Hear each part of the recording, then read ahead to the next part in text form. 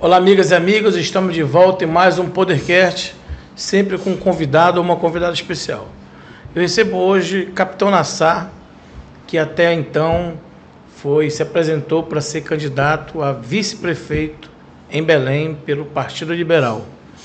E depois de uma série de controvérsias junto ao partido, à direção estadual municipal do partido, foi aclamado o nome de outra pessoa. Para falarmos sobre isso e sobre os desdobramentos toda essa polêmica, nós estamos aqui para também discutir a decisão do TRE, que julgou, uma representação feita pelo Capitão Nassar contra a inscrição da chapa do delegado Éder Mauro, a chapa do PL, à Prefeitura de Belém. Nassar, muito obrigado por ter aceitado o nosso convite, estar aqui conosco no Podercast. Eu começo logo essa entrevista te fazendo uma pergunta direta. O que tu achaste da decisão de 5-2 dos juízes do Tribunal Regional Eleitoral que recusaram o pedido para que a chapa do Éder Mauro fosse cassada? Queridos amigos, em primeiro lugar, eu gostaria de agradecer o convite. Muito me honra estar aqui com você. Tenho acompanhado a tua trajetória, a tua caminhada, e posso dizer que até hoje, não tem nada que macule a tua imagem. É bom a gente entender que mesmo você, com seu senso crítico de jornalista, certo? Já me chamou a atenção algumas vezes, certo? Mas no sentido de cada vez mais aprimorarmos nossa conduta política, e como profissional, certo? A gente precisa sempre estar melhorando. Eu acho que a gente tem que dar o melhor da gente, porque a sociedade belenense como paraense precisa de políticos sérios, honestos, corretos, e que essa velha política no Brasil, ela está caindo por terra. Haja vista São Paulo agora, E com o nosso presidente Bolsonaro, certo? Que está sentindo o conflito entre o PL do Bolsonaro e o PL, certo, do presidente nacional Valdemar da Costa Neto. Muitos acordos políticos partidários feitos com a esquerda, e aqui em Belém foi vergonhosamente concretizados. Mas, voltando para cá, para que eu responda a sua pergunta direta, eu tenho que falar claramente como foi o transcorrer dessa caminhada. Eu dirijo atualmente o maior grupo de direita do Brasil, da América Latina e do Pará, com 42 municípios, e aqui em Belém tenho 12 grupos, que é o B38, um grupo criado, certo, na caminhada do presidente, foi construído em Recife, com oficiais da reserva, jornalistas, militares, professores universitários, e trabalhamos incansavelmente para eleger o nosso candidato à época, Jair Messias Bolsonaro, o que ocorreu e tivemos êxitos. Aqui no Pará, começou por um subtenente da Polícia Militar, depois fui convidado para assumir o grupo, e hoje em dia a gente está consolidado como um dos grupos mais sérios e que tem membros multidisciplinares, profissionais de várias áreas, e construindo com isso, sempre me perguntavam por que o senhor não é candidato, lance o seu nome. Esse grupo está há mais de 14 anos, Aliás, aqui no Pará, 2 eleições atrás, eu vinha sendo cobrado, certo, dos professores, membros do grupo B38 da Frente Conservadora. E nunca tive interesse, sempre lancei outras pessoas, certo, que eu acredito que tinham um perfil para ser candidato. E por uma pressão de coisas assim, eu lancei meu nome numa reunião entre amigos, como você, como alguns outros profissionais. Nós lançamos o meu nome sem dizer candidato a quê. E isso gerou uma expectativa mercadológica, porque queriam saber, certo?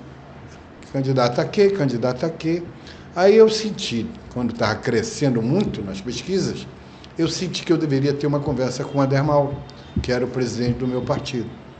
E nessa conversa, pelo silêncio dele, certo? Que gerava expectativa, que ninguém sabia se ele era candidato a prefeito ou não. Eu desafio aqui em Belém, certo? Que me digam que ele era candidato. Certo? Só quando o Bolsonaro veio aqui e colocou o nome dele em praça pública para que fosse candidato. Mas até lá era um silêncio.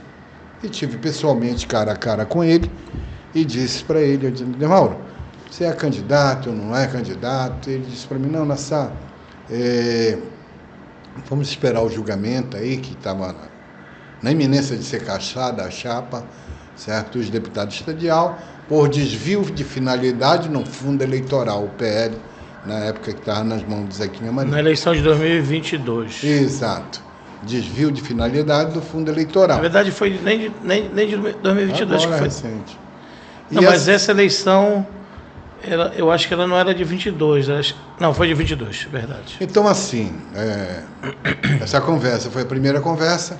E eu disse, então eu vou continuar, Éder Mauro, com o meu movimento. Continuei. Acho que você até chegou a me chamar a atenção, certo? E outros amigos também, para que a gente declarasse o que era candidato aqui. E voltei a ter a segunda conversa com o Éder Mauro, dizendo, já que você não quer, se você não quiser, me lance como candidato a prefeito, porque a questão da rejeição dele, certo? Que é a segunda maior rejeição depois do Edmilson, certo? E disse para ele que eu honraria com os compromissos assumidos. Ele pediu para esperar mais um pouco, certo? E eu sendo pressionado pelas bases bolsonaristas e pelas bases patrióticas, de que eu deveria declarar candidato a quê? Nessa mesma reunião, eu disse que ele me convidou para ser candidato a vereador. Eu disse que não tinha interesse em ser candidato a vereador. E que colocaria o meu nome, caso ele viesse candidato a prefeito, como vice, entendendo que pela minha construção profissional, certo? Dos cargos que já exerci, tanto nas universidades como no serviço público, certo? Eu iria dar um equilíbrio na campanha dele, caso ele viesse a prefeito, né? Porque acho que Belém estava acima dos nossos interesses individuais e clama por gestão exemplar, né? Gestão eficiente. E ficamos nessa última conversa, quando fui chamado para uma reunião dos candidatos a vereadores, lá no Hotel Ibis, e eu pedi a palavra, como sendo agradeci ao presidente do municipal, o Deja, por, no passado, ter me convidado para ser presidente do PL, mas eu tive um problema de saúde de coluna e não pude assumir nas eleições passadas, Agradeci e coloquei a minha posição, porque essas conversas de bastidores, eu aprendi na vida que quem conta um conto aumenta um ponto. E eu precisava esclarecer ali, no hotel, na plenária do PL, na presença do Éder Mauro, certo? E me discorri para os 36 candidatos que não tinha interesse nenhum de ser candidato a vereador, certo? E que, por força da minha experiência profissional, os órgãos que eu já dirigi, a montagem de hospitais regionais, a montagem do hoje é a Usinas da Paz, nós conversou em Coraci comigo, depois nós transformamos de unidades móveis em saúde, e no governo Jatene foi trocado o nome, foi Propaz, e no governo Helder, Usina da Paz. Também é verdade que aqui na Anideua, para eu montar o Hospital Metropolitano, eu tive que fazer uma parceria com o Helder, que era prefeito de Ananindeua, tecnicamente. Então, depois dessa reunião, lá, mais uma vez insistiram, lá no hotel, mais uma vez insistiram para eu ser candidato a vereador, e eu disse que não queria. Errada a região, fiquei lá com o Éder Mauro, o pessoal só da segurança, saíram todo mundo, e eu voltei a dizer, me coloca como teu vice. Bom, ato contínuo, depois de tudo isso, eu comecei a ser atacado, certo? Eu costumo dizer pelos pau-mandados do PL, certo? Depois dessa reunião. E o presidente do PL municipal colocou uma nota no Diário do Pará, online, não é isso? Dizendo que eu estava excluído dos grupos de vereadores, certo? E que eu iria bater chapa com o Éder Mauro na candidatura para prefeito. Bom, eu não estava querendo isso. Estava querendo firmar uma parceria, tentando cavar uma melhor chapa para Belém do Pará. Quando eles fizeram e tornaram público isso aí, certo? Eu tive a liberdade de aproveitar aquilo que era o que me angustiava e dizer, não, agora eu sou candidato a prefeito. Porque o próprio presidente me jogou, certo? Me jogou para que eu tomasse uma iniciativa e disse que sou candidato a prefeito, certo? E assim, ao longo desse percurso, eu apanhei muito, mas apanhei de quem? De membros do próprio PL. Amando de quem? Certo? Se o partido tem um comandante e ele tem seus guerreiros, percebe que os guerreiros estão atacando ou não está mandando atacar, certo? Ele manda parar, né? E isso continua até os dias atuais, né? Eu precisava deixar claro isso, certo? E comecei a campanha. E pegando porrada, desculpa o vocabulário, apanhando da militância, mas a militância podre, porque a militância saudável não tem esse tipo de comportamento, certo? Aqueles que estão ali atrás, borboletando em volta do líder, atrás de emprego, cargo político, dinheiro, etc. E o que aconteceu? Né? Aí começaram, salvo o melhor juízo, a colocar nota de imprensa, né? E, por último, nota de imprensa, requentando matérias, certo? E uma tentativa de denegrir a minha imagem, certo? Dizendo que meu filho... Aí que foi o erro. Porque até então, né, o Éder Mauro sempre foi ajudado pela gente, política e financeiramente, certo? E por ser ajudado pela gente, nós sempre mantivemos uma conduta de amizade, camaradagem e respeito. E tu vê que hoje, até hoje, tu não vê da boca do Éder Mauro uma ofensa, uma agressão. Né? Agora, a gente tem conhecimento de fontes fidedignas que... Certo? E eu já disse isso para ele pessoalmente. Ele negou. Não foi o fulano de tal. Eu digo, por que tu não representa juridicamente? Eu digo, porque eu não vou dar palanque.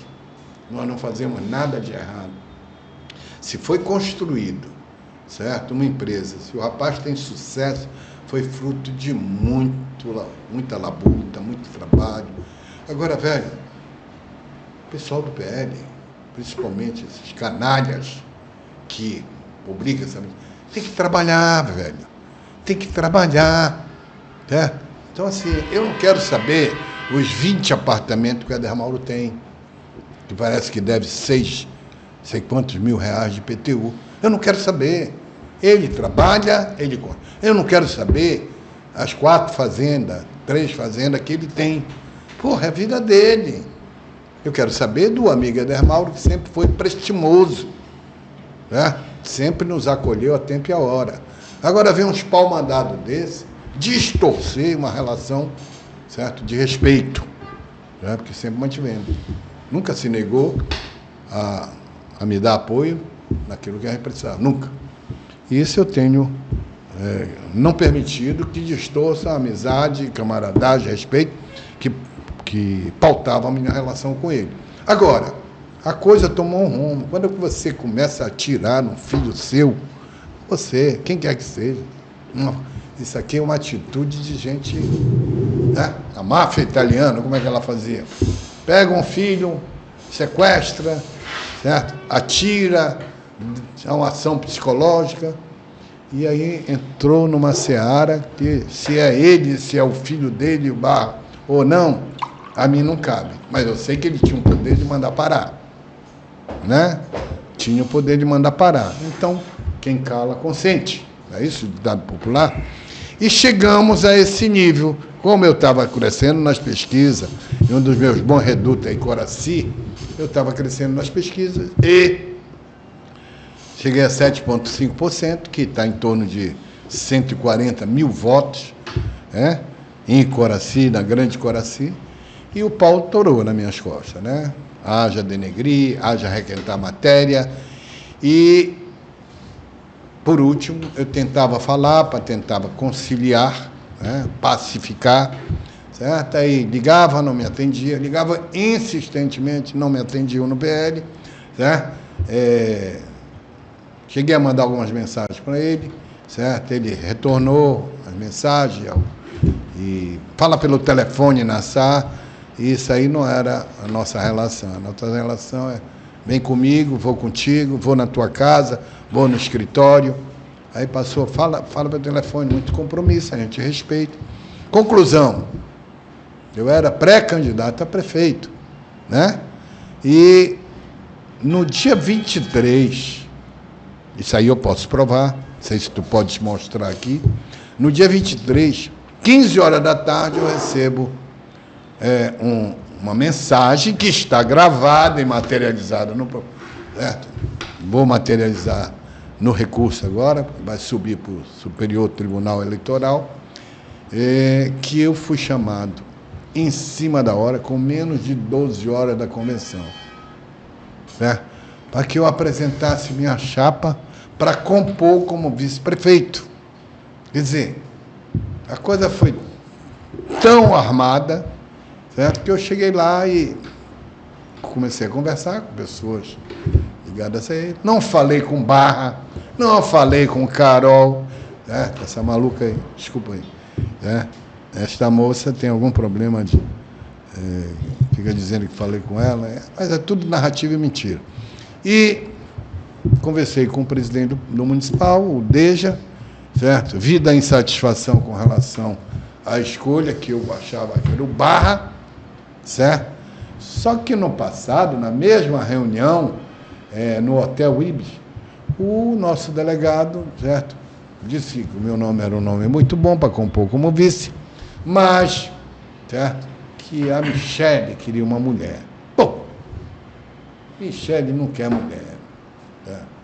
E eu já sabia, porque a família dele, algumas pessoas me disseram que seria a sobrinha, Ágata. Bom, quando eu cheguei no PL, 12 horas antes, tratei com o Deja, o clima estava lá, todo mundo nervoso, um brigando com o outro, certo? Se um dia precisar dizer dos mínimos detalhes, eu vou revelar. E tive uma conversa com a Dermauro, né, que escreveu num papel, certo? E eu tenho materializado. E as 3 pessoas que ele mais confiava eram o seu advogado pessoal, o criminalista Juba, né? O outro era o Deja, mas que não seria o Deja, e que a próxima pessoa da confiança dele para vice seria eu. Não há quem não se anime, né, velho? Muito orgulhoso eu fiquei, certo? Porque aqueles pau-mandados dele, né, diziam que eu não era da confiança. Chegaram a publicar até nota, certo? O próprio Deja publicou nota no diário, lá dizendo que eu não era da confiança. Dizer, porra, eu não sei que tipo de confiança é essa. Para te ajudar, para te dar recurso para a tua campanha, eu sou da tua confiança. Mas para compor, para dar uma melhor apresentação para o município, eu não sou de confiança. Mas eu tive materializado, certo, que eu era o terceiro nome e que ele gostaria que eu fosse candidato, mas que dependia da decisão da Michele Bolsonaro, né? Eu saí dali muito alegre e feliz, né? E gravei dizendo que nós tivemos uma boa conversa. Eu não quis revelar o que tinha sido acordado, porque eu fiquei meio ressabiado, né? Fui para minha casa, não demorou 1 hora, recebi um vídeo, certo? De dentro da cúpula dele, da confiança, certo? Me mostrando que já tinha sido gravado a Michele Bolsonaro, certo? elogiando a esposa do deputado Barra. O primeiro nome dele é Rogério Barra. Quer dizer, o caboclo já estava definido, já tinha até gravado o áudio que ia para a rua. Eu tive acesso a esse áudio, por gente lá de dentro da confiança dele, e fiquei extremamente decepcionado. Bom, considerando que não havia tempo hábil para realização da convenção, uma vez que mudou de local, eu decidi entrar com ação da Justiça com pedido de nulidade por essas intercorrências que eu acredito, salvo o melhor juízo, que foi armar aquele circo ali, uma cena, para tentar ludibriar a minha boa-fé, como sempre tive. Então eu me senti enganado e decidi entrar com a impugnação por descumprimento de preceitos legais, certo? Porque eu ataquei os preceitos legais, que são a previsão de 5 dias, que o partido tinha prazo e não o fez, mudou de local em menos de 24 horas, não oficiou a justiça, não publicou o edital e tinha tempo para respeitar a legalidade. Foi isso que eu ataquei, a nulidade. Ok? Quer que eu continue? Eu queria fazer uma pergunta. Pergunte. Porque agora que, em tese, você historizou e agora que você está respondendo a questão do processo julgado hoje, noticiado pelos principais veículos de imprensa, inclusive o Estado do Pará Online, que é o nosso portal em franco crescimento na audiência paraense. Nassar, o teu ímpeto de pedir a cassação da chapa do candidato Éder Mauro a prefeito de Belém pelo PL, então foi uma resposta ao fato de você ter sido ludibriado, de que você enganado, poderia ser candidato. Isso. E a vice dele não foi. Foi escolhido a nora dele. Foi preterido pelo conjunto partidário, do qual ele dirige, ele é o presidente estadual. Mas essa questão a justificativa que eles apresentaram para a Justiça é que eles deram publicidade para a mudança do local onde ocorreria a convenção, que consagraria os nomes dele e da vice, e que a Justiça acatou isso. O Tribunal Regional, por 5-2, acatou essa argumentação do Éder Mauro. O que tu tens a dizer sobre a decisão dos juízes? Obrigado pela pergunta. Bom, o juiz relator, certo? O juiz relator, ele foi claro, preciso e conciso, certo? Na preparação do voto dele, que votou a favor da cassação da chapa. Então, ele focou no eixo crucial da legalidade. Não tinha ali o que se conversar sobre o prejuízo partidário. Ali o que estava se atacando era exatamente se estava dentro da legalidade ou não. E como existiu materialidade, foi descumprido os artigos da lei e do próprio regimento, estatuto do partido, não existiria amparo legal para se questionar, certo? O voto do juiz relator. O que eu observei, com todo respeito, apesar de estar sendo julgado, o que eu observei foi que ninguém ali quis assumir a responsabilidade, porque iria causar um dano ao partido, porque tiraria da eleição, certo, os candidatos a vereador, os candidatos a prefeito. Nota que não foi o julgado, certo, o direito objetivo. Se você acompanhar os votos dos outros juízes, ali é só subjetividade da lei. Quer dizer, então desviaram o eixo para a questão do não prejuízo. Mas que foi descumprido, certo? O regimento e a lei foi descumprido, né? foi descumprido o regimento da lei. Né? Então, a mim cabe fazer essa avaliação. Pode olhar o voto do juiz relator, está cristalino como água de coco. Certo? Não tem o que questionar. Aí vem o aspecto subjetivo. Cada cabeça é uma opinião, mas a opinião não está enquadrada nos preceitos legais. Entendeste? Ah, não quero prejudicar, porque assim vai prejudicar os membros. Não, amigo. Uma coisa é clara, certo? O único prejudicado ali fui eu, certo? Que fui preterido por uma decisão familiar, que, aliás, certo? Eu represento uma comunidade, certo? Da plena direita, da nova direita que está surgindo no Brasil, certo? Nova direita, repito, certo? Tem uma nova roupagem, gente séria, honesta, correta. A gente sabe que é difícil lutar contra o sistema, mas, olha, já está ressurgindo Pablo Marçal em São Paulo, certo? Em Goiânia, né? No Recife, é uma nova direita.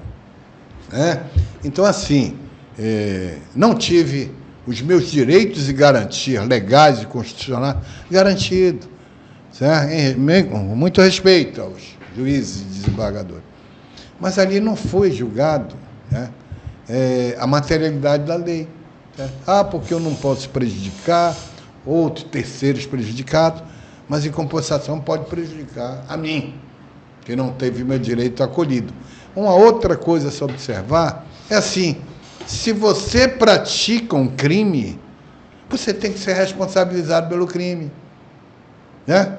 Então, se era um partido político e eles sabiam que tinham que comunicar oficial, esperar no prazo de 5 dias e não o fizeram, certo? Eles sabiam que estavam errados. Se eu sei que para eu cometer aquele crime, eu vou matar uma pessoa, eu vou ser preso, para que eu faço?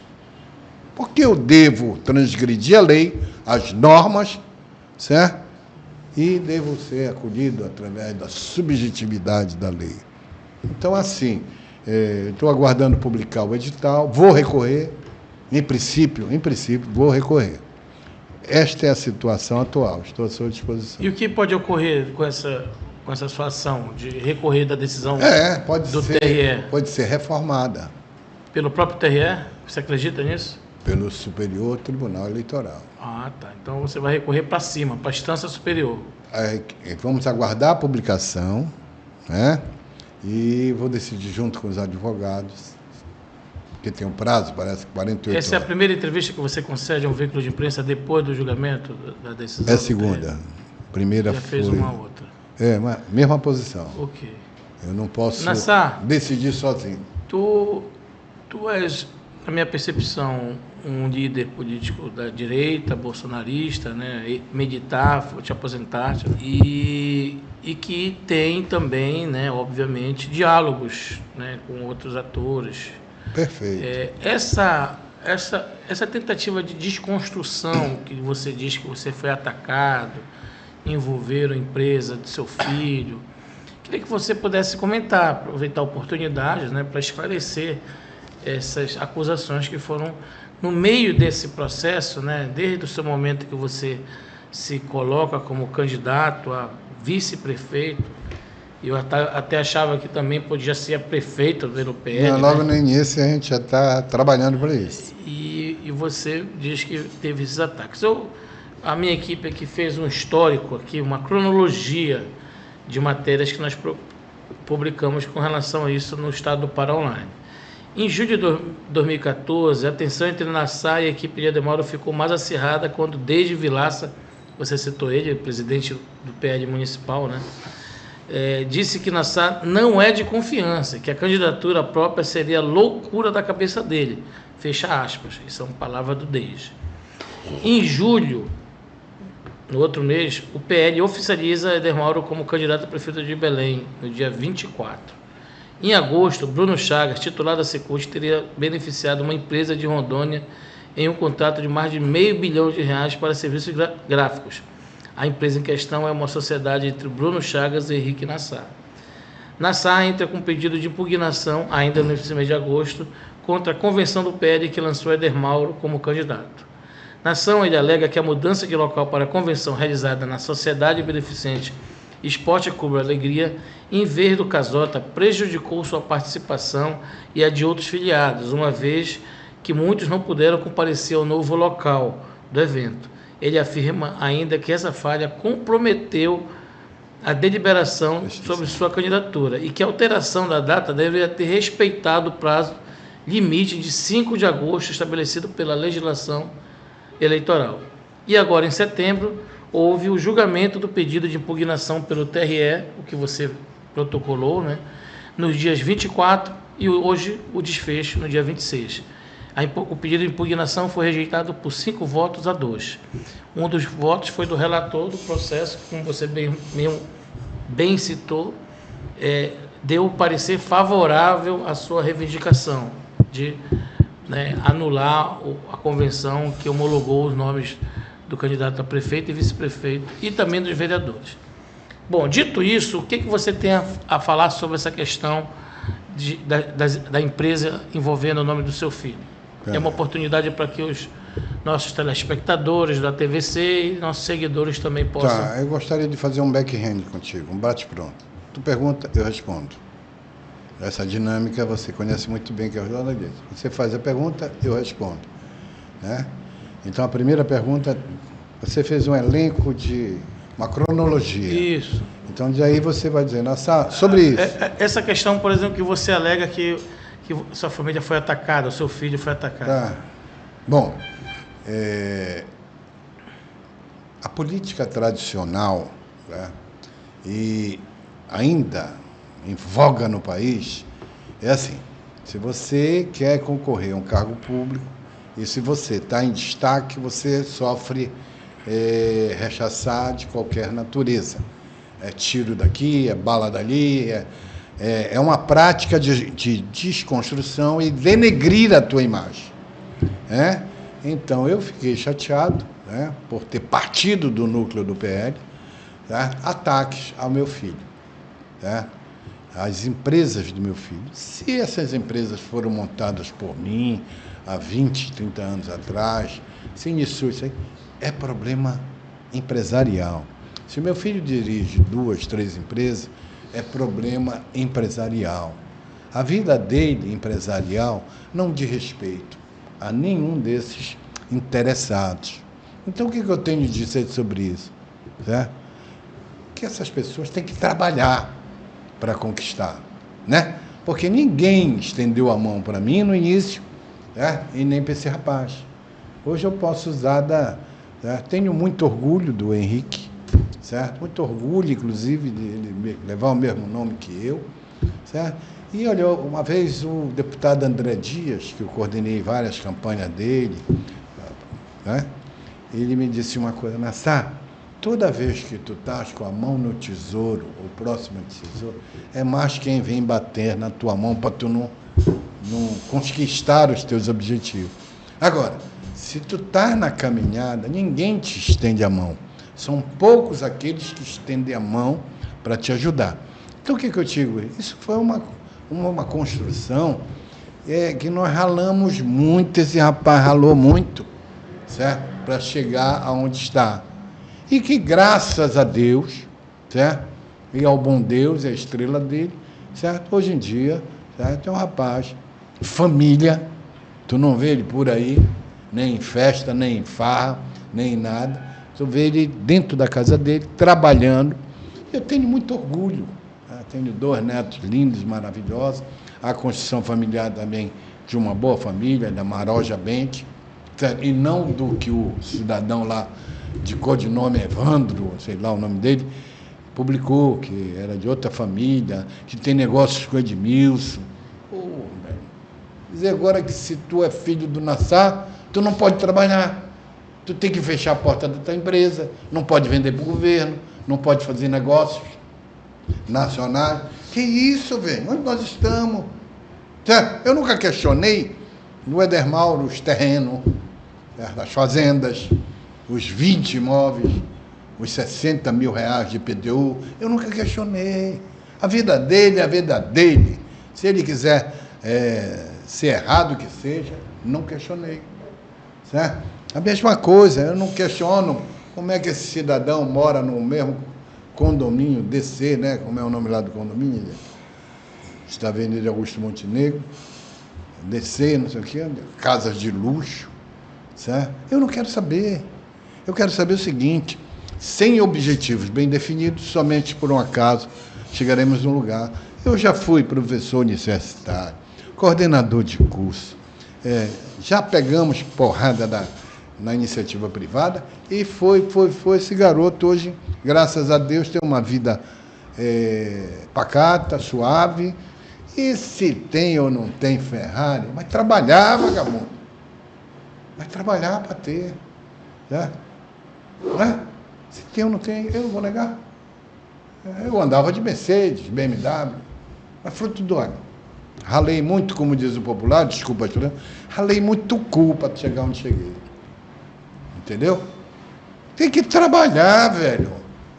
Ninguém quer construir. Agora, a inveja é uma desgraça, né, velho? Cuidado, põe aqui uns patuazinhos, porque quando verem essa tua sala, os teus amigos, que tu dizes amigo, vão dizer, pô, onde é que o Brandão, vai ver que foi o Nassar que deu isso para ele. Pô, capitão, funcionário público, aposentado, concursado. Quer dizer, o que meu filho tem a ver com isso? Agora é uma tentativa espúria, lógico, de tentar vincular. Vincular ao crescimento. Muito bem. Isso aqui, o capitão Nassar se apresentou para ser candidato do PL, ou a prefeito, ou a vice-prefeito, mas foi preterido, como ele mesmo disse, pela direção estadual e municipal do partido, comandada aí pelo deputado federal Éder Mauro, que está despontando aí nas pesquisas como segundo colocado, possível, provável, segundo as pesquisas, as últimas pesquisas realizadas, um possível concorrente no segundo turno do também candidato Igor Normando, do MDB. Nassar, muito obrigado pelos esclarecimentos. Posso fazer as considerações? Claro, fica à vontade. Desculpa aí. Obrigado, eu agradeço. Peço desculpa se me exaltei, mas é difícil, velho. É difícil e é uma batalha árdua, sabe? Você construir alguma coisa de maneira honesta, correta, séria. E muita gente tradicional sabe da caminhada da família Nassar, certo? Que eram caboclos, filhos de libaneses, certo? Vindo o pai libanês, começaram a construir, vendendo bucha na beira da praia, lá em São João de Piraba, depois Malva, depois o maior rede de lojas de tecido de confecções, 2 edifícios, Nassar, quer dizer, tudo fruto de muito trabalho, velho. E não tem nada que desabone a conduta de nenhum dos Nassar. E a gente percebe como é difícil, nego, construir, certo? Porque para jogar pedra é o que mais tem em Belém-Pará. Aqui agradeço esse programa e parabenizo mais uma vez. Cada dia que passa, sem usar uma expressão de militar, não estou aqui para babar ovo, para puxar o saco, mas parabéns. Fui surpreendido com o teu desempenho, cada dia mais tem meu respeito, certo? E obrigado por essa entrevista e dizendo, certo, que eu peço a Deus, que respeite a minha família e a nossa vida pessoal e privada. E que é uma prática que está acabando no país, certo? Nojenta, desleal, desonesta, certo? Você está crescendo, o nego quer puxar o teu tapete. E a gente está aqui, estou à disposição para esse desenrolar e vamos ver, o que vou decidir junto com a equipe de advogados. Se vale a pena, se não vale a pena. Mas, em princípio, vamos recorrer. Muito obrigado, Brandão. Obrigado à tua equipe. E Deus nos abençoe a todos. Muito bem. Com imagem de André Galvão e a ajuda do nosso editor Salomão, a gente se despede de mais um Podercast que é um programa que vai...